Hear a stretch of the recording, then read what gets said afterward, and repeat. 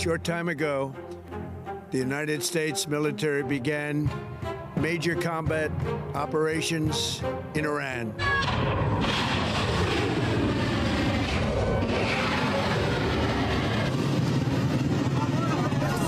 We are facing an act of aggression, and obviously we have every right to defend ourselves.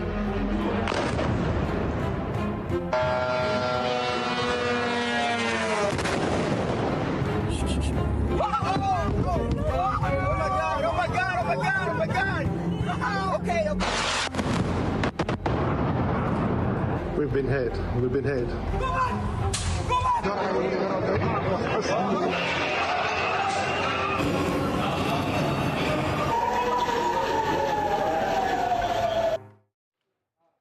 History unfolding in the Middle East. The U.S. and Israel carrying out an unprecedented military operation, crippling Tehran's leadership by taking out Iran's supreme leader, along with dozens of other top officials. The devastating blow to Iran's Islamic regime, a result of one of the largest military operations in the history of modern warfare, with 900 U.S. strikes in just 12 hours, using 2 aircraft carriers, 3 destroyers, and B-2 stealth bombers, and striking at least 500 Iranian targets. We've already seen dozens of U.S. military bases targeted with retaliatory strikes as Iran vows revenge. President Trump urging Iran not to return fire or face, quote, force that has never been seen before. The sentiment for Iranian Americans across the globe, elation, celebrations erupting after the strikes came down in what could be the best hope for relief from the Islamic regime's reign in decades. We begin this morning with Jennifer Griffin to walk us through this history-making mission. And good morning, Jennifer. It's really quite remarkable when you look at the total package. Griff, very remarkable, but also a complicated picture emerging this morning. The Iranian leadership that did survive, and there are a few leaders that did survive, the president, as well as Ali Larijani, who's very powerful in Iran, have threatened the U.S. and threatened to attack 27 U.S. bases across the Middle East. And we've been seeing a lot of those missiles flying into neighboring countries. A mob also tried to storm the U.S. embassy in Baghdad, and Pakistani security forces used batons to push back an angry crowd threatening the U.S. consulate in Karachi, Pakistan. Both Iraq and Pakistan, of course, have large Shia Muslim populations.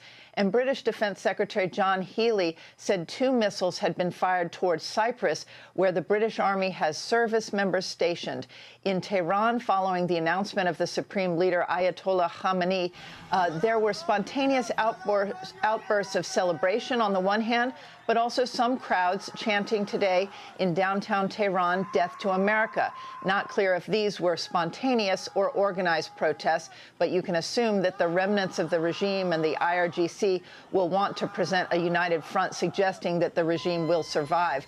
The man to watch is Ali Larijani, the head of Iran's Supreme National Security Council. He just gave an interview in which he described the killing of Ali Khamenei as extremely painful, threatening revenge, quote, "The United States and the Zionists have burned the heart of the Iranian people, and we will burn their hearts." Meantime, Iran managed to fire more than 300 missiles at the UAE, where the U.S. has a military base at Al Dhafra, about the same number as it fired toward Israel. Actually, about 100 ballistic missiles were fired toward Israel yesterday, according to the IDF. So this was actually more missiles fired at UAE.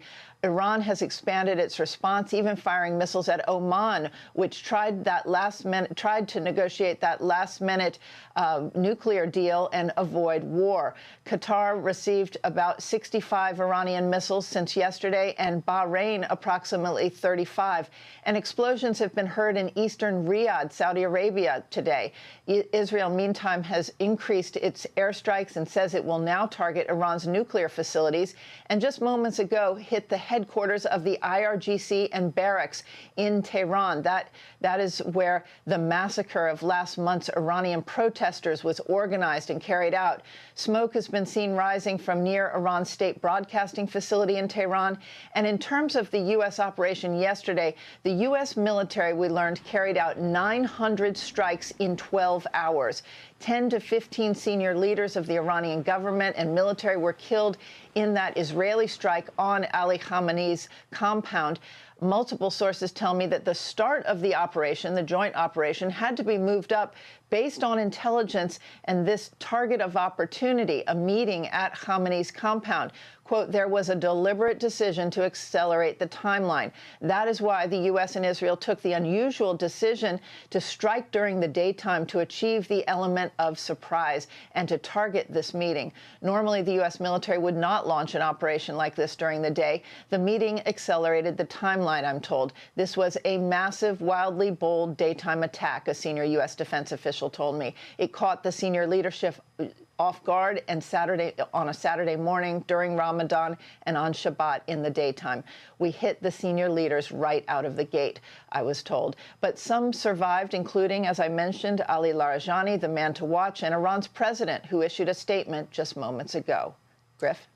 Yeah, and Jennifer, you mentioned what we're watching, what Larijani will do now. And, you know, I think we've focused so much on the IRGC, but would Larijani possibly try and go after or try to activate the Basij? People haven't talked much about the Basij, and it's important to understand that is a strong militia that could be sympathetic to the IRGC within Iran. Absolutely. The Basij are like the internal police, this state police that are really very vicious and were responsible for a lot of the killing of those 32,000 protesters who were killed in December and January in Iran. The Basij are still a factor. Remember, we've talked about this in the past, but in the early days of the Iraq War, a lot of those security forces just took off their uniforms and floated away and then reorganized and came back and began carrying out terror attacks. Now, the difference this time is the U.S. will not be occupying Iran. They don't have ground forces that are going in, so there won't be any targets inside Iran. But those Basij and the paranoia that's been created over decades of theocracy and state control and authoritarianism in Iran is going to make it may be one of the reasons you're not seeing people come out quite in the large numbers that you might expect after such strikes on their behalf.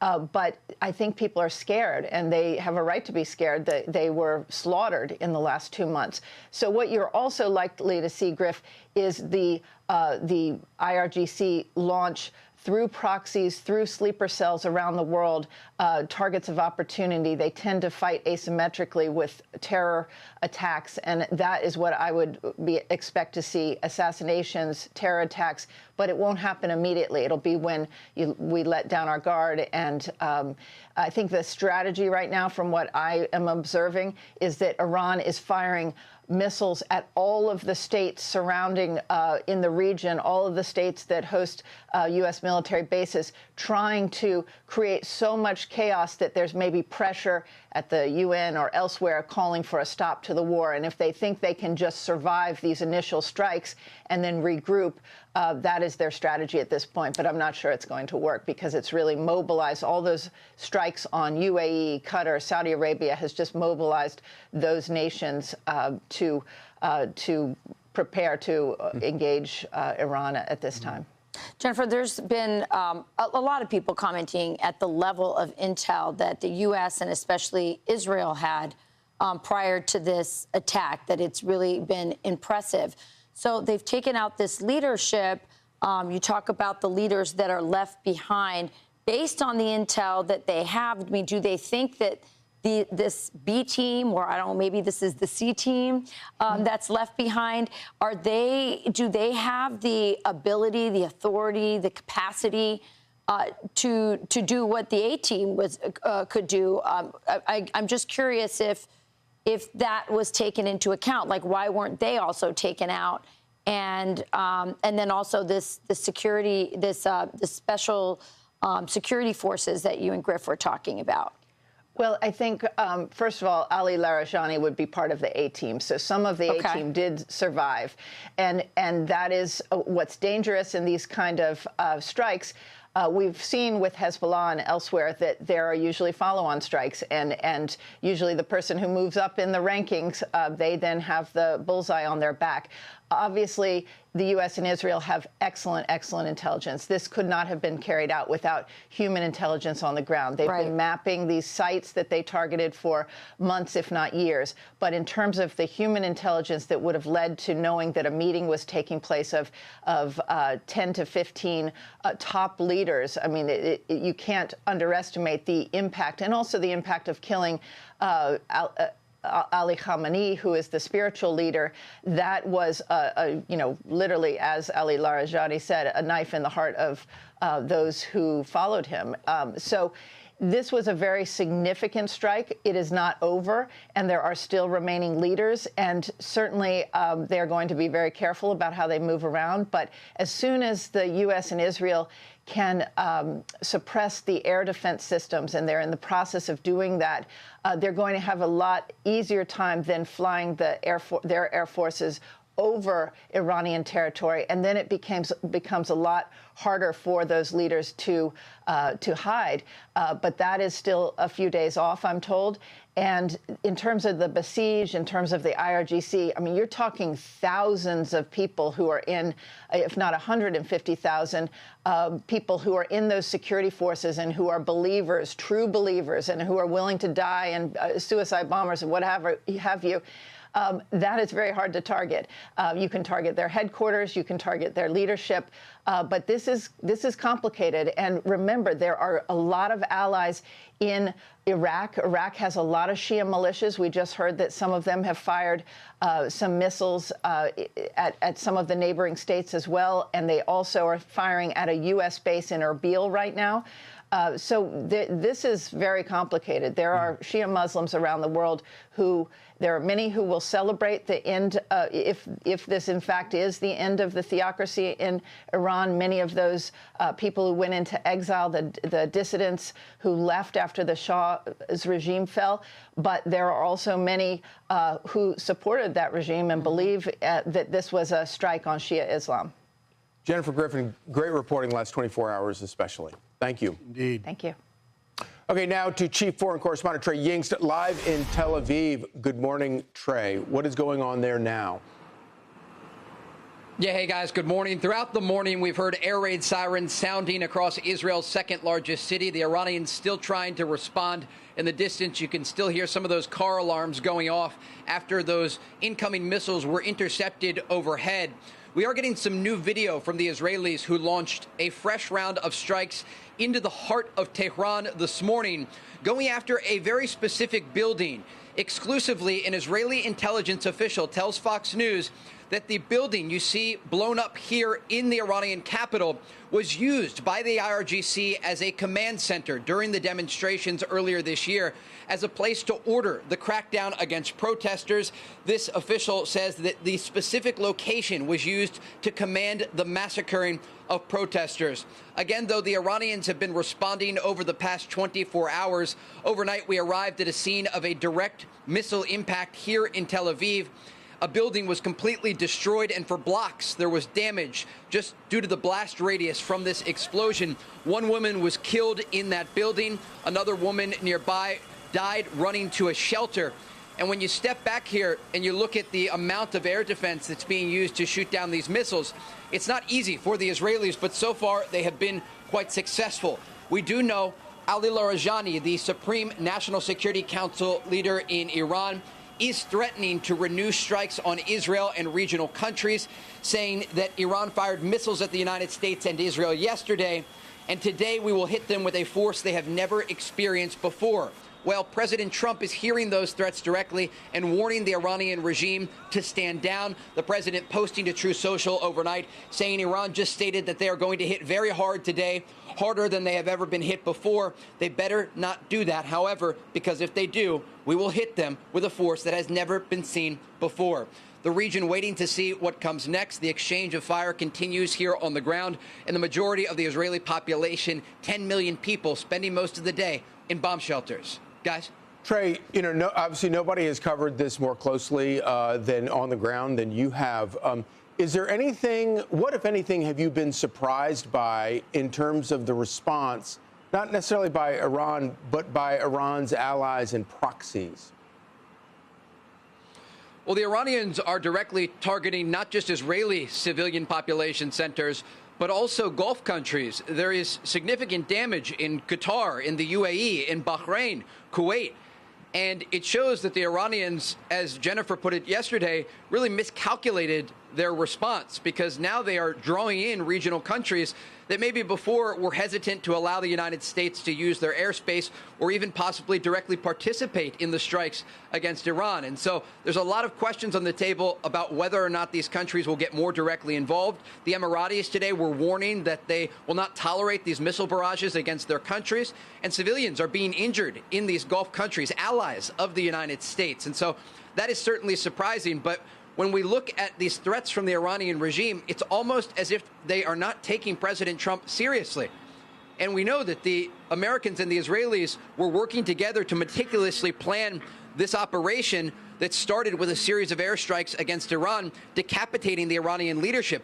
They took out Iran's supreme leader and 40-plus senior officials in the Iranian regime and the IRGC, and yet still you have leaders like Ali Larijani from Iran's Supreme Council that are saying they're going to hit Israel and the United States even harder. And so this tough talk doesn't last long. We saw similar statements from Iran's supreme leader. He's now dead. And so the president gave Iran a diplomatic off-ramp before this war began. He offered them an olive branch. He said, we're willing to make concessions. I was on a background briefing with a high-ranking U.S. official yesterday who said we offered the Iranians so much, and yet they still were not willing to come to the table in good faith and make a reasonable nuclear deal. And that's not even to mention their ballistic missile program or their support of regional proxies. And so what's left of the Iranian regime leadership, they're still threatening the United States and Israel. But Trey, isn't that the danger that at this point it's existential for Iran, that, they almost have nothing to lose or don't feel like they can go to the negotiation table and last as leaders there? I want you to answer that question. My other question is, given the fact that President Trump said this is only going to last a couple weeks, and that's what the hope was, does the fact that these other Persian Gulf countries that they've been attacked have had damage and also casualties, does that increase the pressure on the American administration, on the Trump administration, to take care of this quickly before it gets, out of hand? Great questions, and I'll answer here in two parts. The first question having to do with sort of the broader regional considerations. And look, the Iranians have the ability to launch ballistic missiles. They have short-range ballistic missiles that they are now using to target these Gulf countries. They have drones. They have anti-ship missiles. We understand a tanker was hit in the Persian Gulf overnight. But despite these efforts, they have actually responded in a relatively weak way when you compare their response to the 12-day war. They simply aren't able to launch these ballistic missiles in massive barrages that they could do before. And that is largely in part because the United States and Israel have worked together using their intelligence agencies to monitor the coast of Iran. They've had drones flying back and forth, watching to see if these ballistic missile launchers were going to pop out from underground positions, and then they're hammering them with airstrikes. And so the Iranians are getting off what they can, but they can't sustain this for weeks. This is a matter of days before, first of all, there's air superiority over the entire country of Iran for the United States and Israel. But secondly, Iran's ability to launch large-scale ballistic missile attacks, which is largely seen as their biggest lever to pull. The other question has to do with these Gulf countries and the ability of them to respond. It would not be surprising if they get more directly involved. But what we should note here is the trust that was developed in the region over the past year. We have heard from Gulf leaders speaking about the American administration in a way that they've not talked before about U.S. presidents. President Trump's been able to do something in the region using two of his most important members of the administration, his special envoy, Steve Witkoff, and his son-in-law, Jared Kushner. And they've been able to use back channels to develop a new sense of trust among these Gulf partners. And that led to not only support for the ceasefire in Gaza, Board of Peace participation, but also close coordination as it relates to this war. And so we have to imagine these conversations are continuing each and every day. And I've been talking with regional officials, diplomats in the Gulf, even as recently as yesterday, and they appear confident in President Trump's decision-making and what will come next in this conflict. All right, I'll tell you this, Trey. If we see Emirati fighter jets striking targets in Tehran, that will be a game changer, to your point about the allied Gulf region participation. Trey Yingst, live on the ground in Tel Aviv. Trey, great reporting as always. Stay safe. I'm Steve Ducey. I'm Brian Kilmeade. And I'm Ainsley Earhart. And click here to subscribe to the Fox News YouTube page to catch our hottest interviews and most compelling analysis.